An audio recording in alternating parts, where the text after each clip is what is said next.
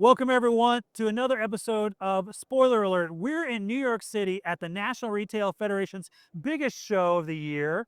And I'm here, I'm Dr. Darren Detweiler with my co host. Colin Godson Green. Excellent. And we're excited to talk with our special guest today, Matt Bunker from Lowe's Foods. Welcome. Thank you. Thank you for having me. For those who have no idea who you are, what do you do with Lowe's Foods? I'm the Safety and Asset Protection Director for the company. I've been there for 35 years, and I direct all of the activities around preventing loss, safety, workplace safety, industrial safety, but also food safety and industrial hygiene. Oh, that's a huge umbrella. A lot of stuff. You know, I would throw into under that umbrella, if you will, reputation, brand image, even the moral character of the retail chain. Yeah, absolutely. It's a very noble calling to protect the integrity of the products that we sell for our guests.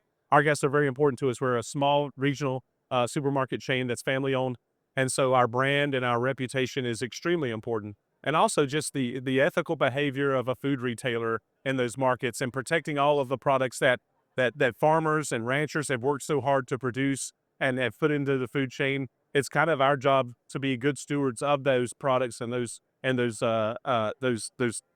meats and vegetables to be able to have it to be available for sale for our consumers. Of course, we're always going to have shrink, and shrink is always a part of fresh food business and fresh food retail. But we owe it to our consumers to do the best job that we can to manage that shrink, so that ethically we're protecting the food supply that's in this country. You know, he used the word steward. I love that word because you can be a leader. You can be a person who's in a position of leadership and you can check all the boxes and you can do what's required of your job. But to be a steward kind of goes a little further than that. Leading the way. Yeah. I mean, what do you think about when you think steward? I think that the whole approach is very holistic, very deep. Fair play. I think that you're expressing such like gratitude to be able to be kind of the protector and leader and guider of this food, that you know that it isn't just, grown on a farm and thrown on a truck. Like, you can appreciate all the steps that are taken. And while you recognize obviously shrink is an integral part of all food business, but especially for grocery stores, minimizing shrink is more than just to do with like cost savings, asset protection. It goes beyond that, and your appreciation for the food. I think that's like a new approach, you know? I like that. I like that. The idea that the approach is almost, it's even when the product goes beyond the store. Right. You know, it's how did it get here and where is it going after? But I want to flip the conversation in terms of the food that doesn't get out of the store, or maybe it gets out of the store and it's recalled. But it clearly it went through so many steps to get to that point of retail, but something happens along the way that now it becomes wasted food. I don't want to say food waste because there's a clear difference between food waste, like orange peels, parts of fish that you're not going to eat, right? That's food waste. But wasted food, how do you look at the idea of wasted food? So there's something very honorable about not wasting food in a way that's reckless, and that we try to take the position that any food waste that comes out of our processing or out of our business is food waste that is done with the utmost care and utmost attention to the detail of how much of that food can we possibly salvage and get to the consumers at the end result. We certainly don't want to continue to fill our landfills with food waste that are producing gases underground, and we certainly want to make sure that what we're producing in store is what our guests want and what our guests are shopping for. So when we do have new items and we do have new things that we're trying, we really do try to make it a proposition that we're not going to over shrink new processes or new products in an effort to make sure that we're protecting that food chain from the reckless waste that happens. Food waste is always going to be a part. Food shrink is always going to be a part of production, and so there's nothing that we can do to prevent all of the waste and shrink. But really and truly, we're trying to be as good a steward as we can of what it is that the job that we're giving. We eat from our stores just like our guests eat from our stores, and so it's important for us to have the freshest, most available products that in our markets. I really appreciate the importance you put into your comment about how you'll never have zero waste. But as a steward, you want to try to minimize that as much as possible. And I would imagine that when we start looking at our technologies, it's one thing to have technology that goes, oh, we can record the food that was wasted. But what if we use technologies to try to proactively prevent as much as we can in the first place? I mean, that would be a great way of now being that steward, but using technology in a very proactive and intentful way. Before I ask you this, I want to share that there is a video I saw, like one of those social media platform videos, where it was someone was amazed that there was this whole wall of refrigerated, the glass door opens, and I guess overnight the refrigeration unit failed, and you could just see like the tens of thousands of dollars of food and the how many pounds of food was now completely unusable. They had grocery carts blocking people from opening and caution tape. That's not just wasted food and wasted money. It's also a hit to your reputation. Like we screwed up kind of a thing. So there's so many dimensions to how we could use technology to prevent food waste in the first place. What comes to mind when you think about how technology is being used to prevent things like this? Well, first of all, I've been in those situations before in my career, and it is demoralizing. It's demoralizing as a food store associate, a food store worker, to see all of the product that you work so hard to produce have to be thrown out because there was a refrigeration mechanical failure that resulted in all of that product being lost. And again, it's just a gut punch when you see that in the visual that you just described. But I think that from a technology standpoint, having a system that monitors those temperatures 24 hours a day, 7 days a week, having a system that is intelligent enough to know when your defrost cycles are, when your thaw cycles run, so that you don't get all these false white noise alarms that store operators have to attend to that aren't really excursion events, but they're just the normal behavior of those refrigerated assets. And being able to true that up with an alert system that really does tell the people who need to know and who can respond the quickest what's going on at real time in their environment so that they can respond to that and correct those. And then those doors that you were talking about, perhaps we need to pull those doors, put that product in another place so that we can safekeep it until the mechanic or the technician comes in to repair that case. And we can all move on with our life knowing that that food was protected because we had an early notice system from an AI program that's given us all this information real time at 8,000 different assets. Sure. If I remember correctly, a couple years ago in Orlando, you were sharing about how if people had the ability to look at this information or to be part of the communication about some of these things, there were likely red flags that could have been identified earlier and something could have been done. Correct.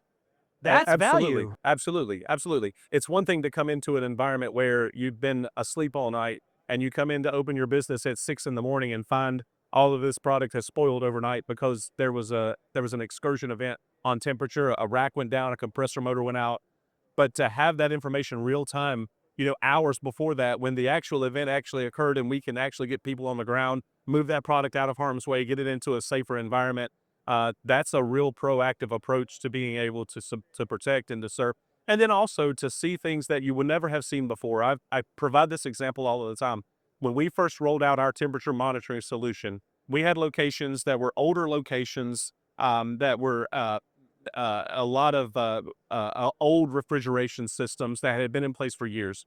And we started noticing that some of these cases, some of these assets would tend to jump up and spike during the overnight hours. And we couldn't figure out why these defrost cycles, is what it looked like to us, were lasting so long, but it was jeopardizing the integrity of that product. Now, overnight, it would spike up and it would come back down before opening. So when managers came to run the business the next day, they would see that all their temperatures were okay. But what happened from midnight to 5 a.m., those temperatures would spike. And what we found was that our light controller to save energy for energy savings to turn the lights off at night was actually connected on the same circuit as banks of refrigeration fans.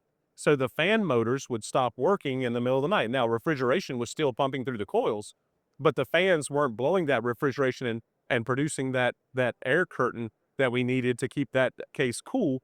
overnight because the fans had shut off. We would have never known that had we not had the temperature monitoring solution. Well, in long term, it could have been a situation where with a fan circulation, you could have condensation build up and now ruin equipment. Yeah, you could absolutely have had condensation in the bottom. That condensation could have gotten too close to the coils, could have iced up, could have created clogged drains. Ice on the coils is never good. You tend to run into refrigeration failures when you have a lot of ice. So lots of things were going on in that scenario, and we would have never known that had it not been for we call it an EKG of the That's temperature awesome. graph when we watch that health of those assets, and that healthy asset was going unhealthy from like midnight to 5 in the morning because we just had those fans on a light timer, which nobody really knew. We had to get an electrician out to Yeah. recircuit those fan motors so they didn't turn off at night when we turned the lights off. Like, what a Just a simple crazy thing like defrost that. cycle this is. Yeah, 5 right, hours right. to the dot, Well, here's the other probably. piece of that too. What we didn't know was that how less fresh Yeah, were our products course. to our consumers, to our guests, when they would Than get you them home thought. because we had temperature abused them overnight the night before. So if you stopped to buy leafy greens, lettuces, if those were off refrigeration for a period of time and they lost an hour off of refrigeration is a day of shelf life, then perhaps that guest wasn't getting as good a shelf life when they brought that product home because we had temperature abused it overnight, unfortunately. That's such a good insight because I suppose, it becomes those little things that you hear being like, oh, I never get my greens at Lowe's. They always go off right away. Like, that's Sure. why I grab them somewhere else. And how are you guys to know that like all of this is connected to the same thing? Because as you said, when people come in, even if they got an alert saying that, excursion had occurred, they're temping the product. You're like, this is fine. It's 38. Like, nothing for me to do here. Like, keep it Yeah. going. So, Yeah, but it was in the 40s overnight. yeah. Nobody knew that it had jumped up into the 40s. Yeah. Sure. The other thing I hear very similar to that is when people are like, oh, I always want to get a rotisserie chicken, but I'll never get it from that store because it's always so dry. Come to find out that there are stores that, yeah, they have the permanent display, in the meat area, but someone says, oh, well, look, impulse buy, let's put the portable heater unit display thing for some rotisserie chicken, but it's closer to the exit, close to the doors, and it's high traffic. So they crank up the temperature. Yeah. And what's that do? It starts drying it out. 200 So degrees, hot hold, no problem. There you go. exactly, Fine. exactly. And so no one wants to buy it because it looks like it's overcooked and it's dried out, and things starts shrinking Yeah. even, right? So Well, again, Matt's talking about shrink, so. exactly, it's a different kind of shrink, but it is in a way it's a food waste because now it's not because it was undercooled, it was because it was overcooked.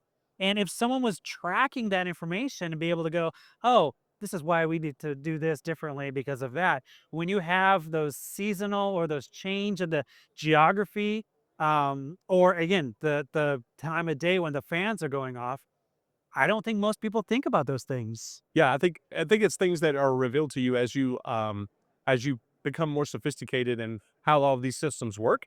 But you really do need a more sophisticated system to tell you what is happening, when it's happening. And again, we just can't do that with the labor force that we have. Those manual checks, we just can't possibly get out to 8,000 assets every 15 minutes or 30 minutes like our system does, our automated system does. So what we're doing is we're just taking the manual refrigeration checks that we mentioned earlier, and we're multiplying those out to say we want to see every single refrigerated asset every 20 to 25 minutes of day and night, and report on that and tell us when there's an excursion. If you extrapolated the labor that it would cost to do that manually, it's in the millions and millions of dollars. And so to us, that's the trade-off, is that we do have this system that gives us all of this real-time information, helps us to be proactive, helps us to partner with our maintenance teams and give them information on the ground as it's happening. It also gives our operations folks a lot better read on where the temperature excursions are happening, and that they can respond to that, pull those cases, get that product in an environment that's going to keep it safe while we maintain and while we do the maintenance and work on those cases. So a lot of really cool benefit and protecting our food from waste from an automated program. What would you say if a counterpart to you at another store said, yeah, I really love what you're saying, but there's no way I could convince the decision makers to invest into this technology?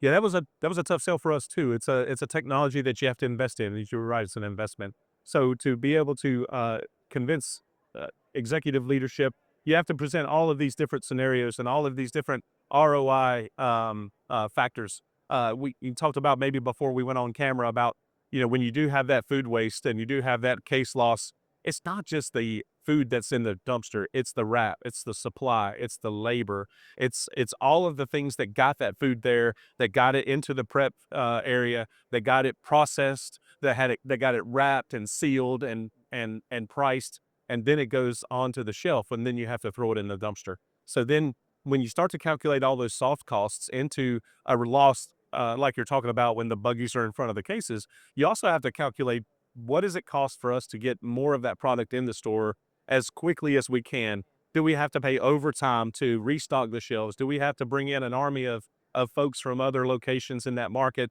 to reprocess all of that food that we lost? So how much beef are we going to have to cut to get that case set back up? How much salads are we going to have to make in our deli department to be able to get that case back up to where it was before? And how much is that going to cost in labor and wrap and supply and all of the things that we Oh, lost? So from a cost perspective, you really do need to go into the weeds on what these refrigeration loss events really cost in real dollars and revenue, and then come back to the leadership of the organization and say it's not only that, but it's that guest experience when they walk in exactly. and they see that they can't buy what they want and they walk out and they may never come back. Yeah. And when you start to relay those kinds of confidences that are lost in our guest traffic, then it's almost a no-brainer that it's worth its weight in gold to have a temperature solution, a monitoring solution that can tell you real time what is going on with your perishable products. Well, and it's so difficult, oh, we prevented this failure. Oh, we prevented this. To have a dollar amount in terms of Mhm. what did we save, right? Well, if we didn't prevent this, it probably would have cost this much. If we caught it in time, yes, but we would have had to get a refrigerated truck in here to store everything. And, again, like you said, the restocking, all these different things. It's almost as if you have to calculate if we didn't prevent this, it would have, Hypothetical. Yeah. exactly. Without that, it's hard to say, here's the value add It's a of food this. safety theme though, isn't it? Like the same with like foodborne outbreaks, anything along those lines. You're saying the cost of not doing action is this Right. hypothetical, but you never want to find out the true and trying to, create those numbers. Well, I think inherent to so many problems with food, you have the problem, but the cause might not be determined until down the road, right? Is it fraud? Is it sabotage? Is it electrical or systems failure? What was the cause of this?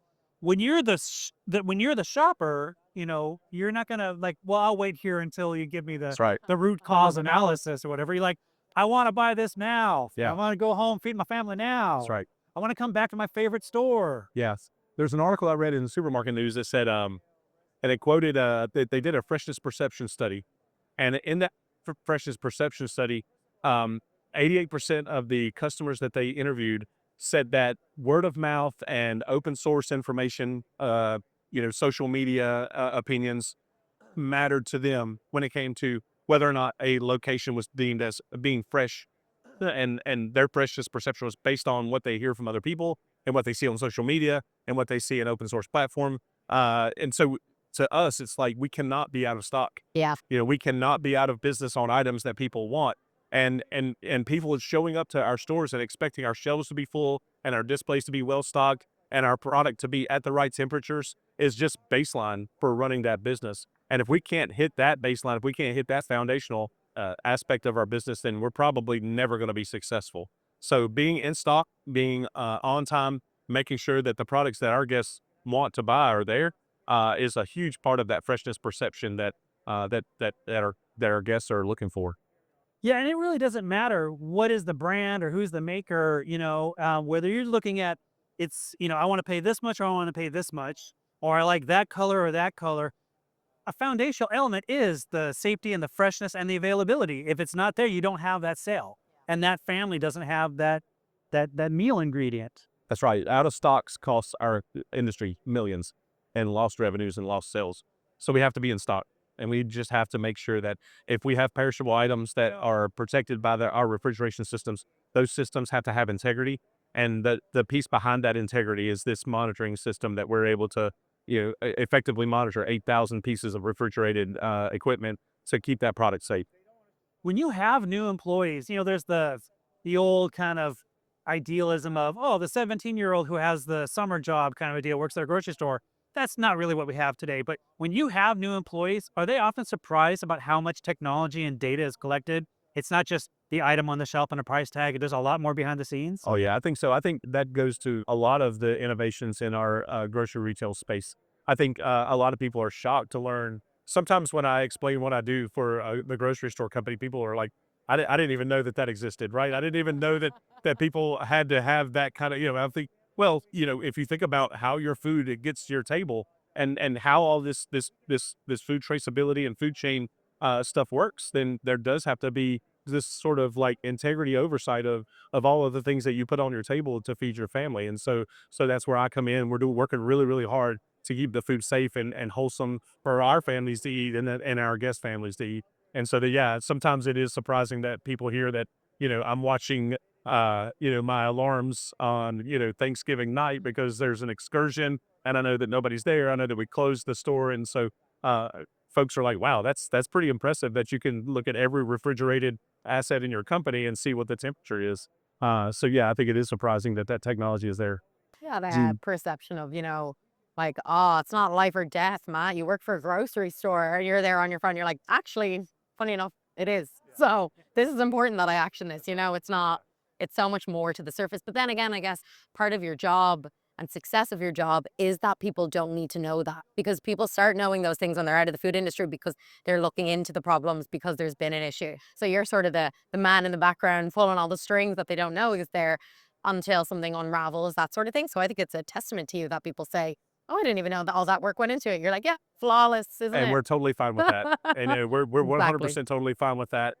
We just want folks to know us for our brand, to know us for fresh, to know us for the availability that we're always in stock and that we're always on time, and that we have the best perishable products in the markets that we serve. And they don't have to worry about how it gets there or how it stays there. Perfect. That's the way we want to keep it. Yeah, and talk about an incredible concept. Customers don't have to worry because they know that people behind the scenes are worried and asking the right questions and following up with actions. Yeah, absolutely. I mean, that's, you know, we all have things that go through our minds about, the food supply. I know that in the job that I have, I worry, I worried just earlier about the lunch that I was eating, whether or not it was at the right temperature. So we kind of are hypersensitive to that, but we want our guests to be hypersensitive to the lives they're living, and the food that they're feeding their families should never come into question whether or not it's wholesome, whether or not it's safe. We just want to make that a given. That's just a given. Let's let our guests and our markets live their lives, and we want to be a small part of that. When we invite guests into our business, we would love for them to have an experience. We would love for them to see a show. We would love for them to experience friendly and safe. All of those things are our cultural priorities. But at the end of the day, we want them to live their lives without necessarily thinking about all the bad things that can happen by eating improperly stored foods or foods that have been temperature abused. And that's where we come in, and we're happy to be the gatekeepers of that huge responsibility. Excellent. Excellent. Matt Bunker, Lowe's Food, thank you for talking. This was a great conversation, and I really appreciate the very steward approach that you're taking to all this. Always a pleasure, Dr. Detweiler, talking to you, and always a Excellent. pleasure to sit down and talk food safety with such a professional. And Excellent. Well, thank Callan, you very much. always a pleasure to talk with you as well. Thanks, man. You Thanks. too. All right. For spoiler alert, thank you very much.